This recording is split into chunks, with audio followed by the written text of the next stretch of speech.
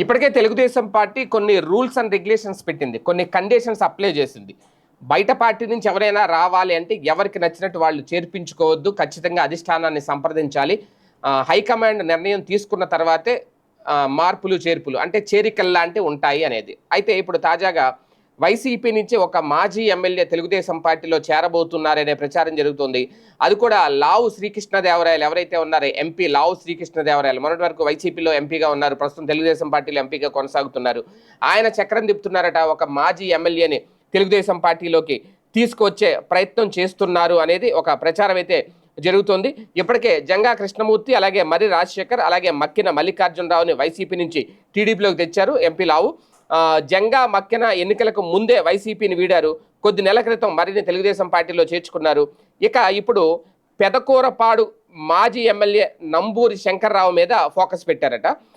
నంబూరి శంకర్రావు త్వరలో తెలుగుదేశం పార్టీలో చేరే అవకాశం ఉంది అనే ప్రచారం అయితే జరుగుతోంది.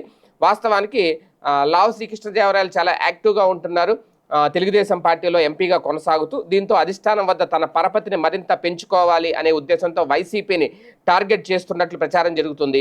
వైసీపీలో తాను ఉండగా సన్నిహితంగా మెలిగిన నేతలందరినీ క్రమక్రమంగా తెలుగుదేశం పార్టీలోకి తెచ్చేందుకు పావులు కదుపుతున్నారట. 2014లో తొలిసారి నరసరావుపేట పార్లమెంటు సభ్యుడిగా గెలిచిన శ్రీకృష్ణదేవరాయలు అప్పటి నుంచి సీఎం జగన్తో మంచి సంబంధాలు ఉండేవి.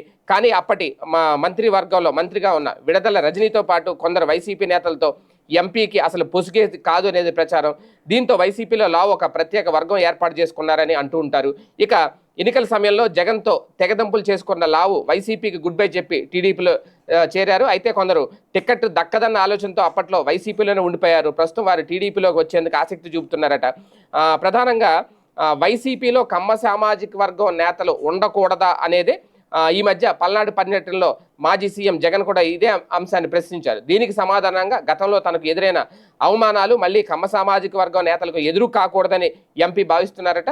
వైసీపీలో కమ్మ సామాజిక వర్గ నేతలు అందరితో చర్చించి తాను అండగా ఉంటానని వైసీపీని వీడి రావాలని పిలుపునిస్తున్నారట. అదే గనక జరిగితే ఇప్పుడు తాజాగా నంబూరి శంకర్రావు మీద దృష్టి పెట్టారు. త్వరలో ఆయన టీడీపీలో చేరే అవకాశం ఉంది అనేది ఒక ప్రచారం. అలాగే కమ్మ సామాజిక వర్గానికి సంబంధించిన నాయకులందరూ కూడా వైసీపీలో ఉన్న వాళ్ళని ఇటువైపుకు తెచ్చే ప్రయత్నంలో, అంటే ఆ పల్నాడు రీజన్కి సంబంధించి ఇటువైపు తెచ్చే ప్రయత్నంలో లావు శ్రీకృష్ణదేవరాయలు చక్రం గట్టిగానే తిప్పుతున్నారనే ప్రచారం. మరి ఎంతవరకు సక్సెస్ అవుతారో చూడాలి.